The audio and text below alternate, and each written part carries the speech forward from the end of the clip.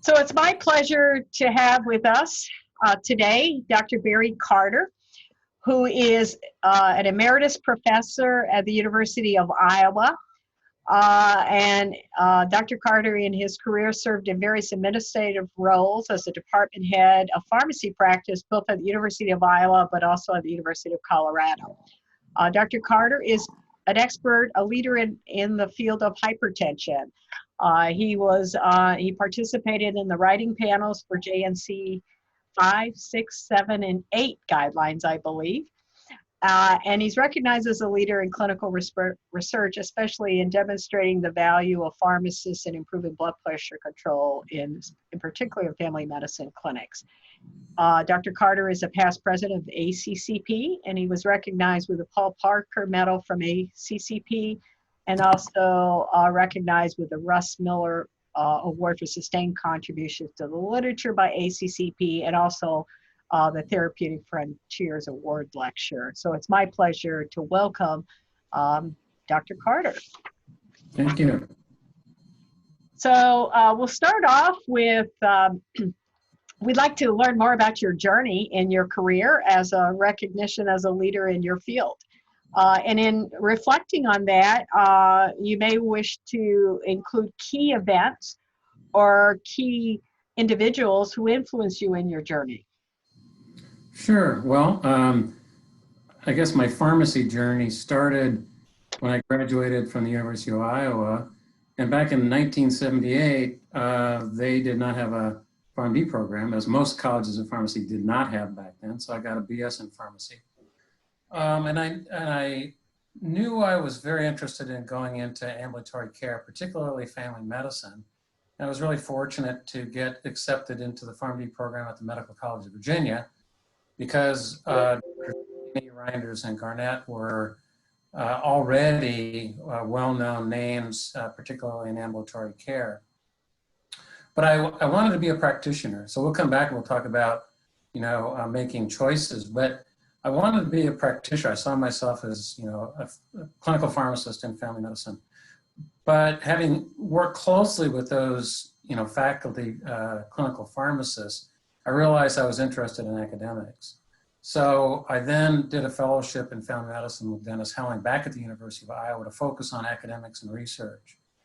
And so for the next period of time at the University of Iowa and then at the University of Houston, I practiced in family medicine, which had always been my goal. But again, doing research and teaching as well.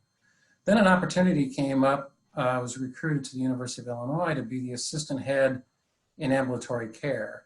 And I thought, well, it might be interesting to kind of dip my toe into some administrative responsibilities. Illinois had a very large program overall, but just in ambulatory care, there were about 15 faculty, 4 ambulatory care specialty residents, and 2 research fellows that I was responsible for. So I did like the administrative component. So as you heard, I was given an opportunity and recruited to the University of Colorado to become the head of the department. An interesting time because they were moving from an entry-level PharmD program with a small number of pharmacists in a class to the all PharmD program. So I had an opportunity to hire about 20 faculty at the University of Colorado. But then I realized about 1999 that one of the things I had not done, and in fact, most PharmDs had not done at that time, was receive federal funding for research, NIH funding. And I also realized that while I liked administration, I was not interested in going further and becoming a dean or anything like that.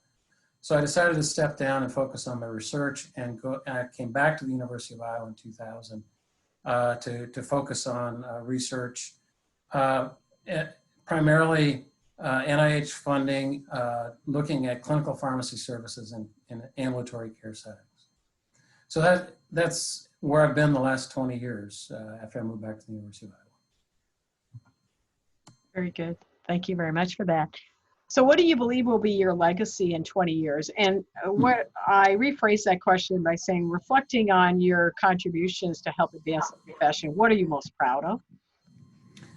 Well, when you pose that question, it's a hard question for me to answer, but as I look back again, as what I just described, the first 20 years of my career, I was a practicing ambulatory clinician, and I, conducted research in hypertension and ambulatory care, pharmacy services, and published quite a few papers. But one of the things that was very disappointing to me, again, back around 2000, was that organized medicine in particular rarely thought of pharmacy. Rarely, when there was a discussion of some guidelines or patient care responsibilities, were the pharmacists considered.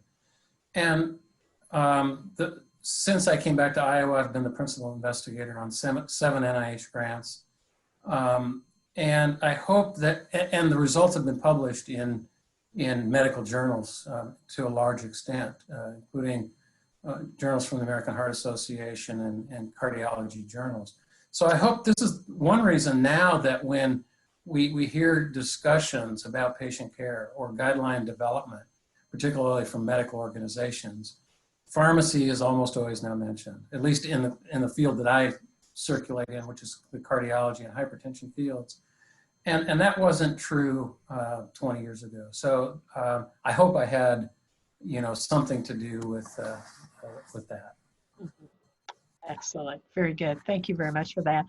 So what advice do you have for students in their journey as they develop as leaders to really advance the profession? Well, as I reflect on that, I think that I have 5 or 6 key things that come to mind to me. One is to always make decisions that keep patients and the public health in mind as your primary goal. And I think that if we focus on that, it's hard to go wrong. Second, I think all interactions with patients and colleagues, everything that we do, has to focus on honesty, integrity, and compassion. And so do what we say we're going to do and get the job done. Third, the thing that allowed me opportunities in American College of Clinical Pharmacy and other places was I volunteered. I volunteered to be on committees and write things and assist in professional and leadership capacities whenever possible. So I would encourage individuals to volunteer. But when you do volunteer and when you commit to writing something or being on a task force or whatever, always complete what you commit to do and complete it before the deadline. And I don't think you can go wrong there. Fifth, I think individuals need to frequently take time to do short and long-term visioning and career strategic planning. Visioning out in the short term, where do you expect to be next year or 5 years from now? But even more critical, to just daydream about what your ideal professional position career would look like 10 or 20 years down the road. And then work to make that happen by doing the things that will be necessary to accomplish that vision. And that may lead then to the 6th one, and that is to take risks. Be willing to take calculated risks, but also be willing to fail. And be willing to make modifications in your vision as opportunities come forward, because those opportunities may lead you to places that you never expected. I never expected to be a department head. I never expected to be a faculty member when I set out. So just taking those opportunities and thinking about that and taking advice from mentors is the things that I would mention. Excellent, very good. Thank you very much for those words.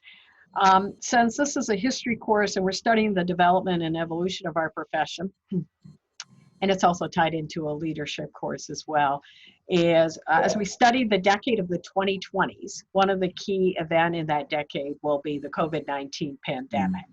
I believe it will be a key event, like other things in history that has shaped our profession.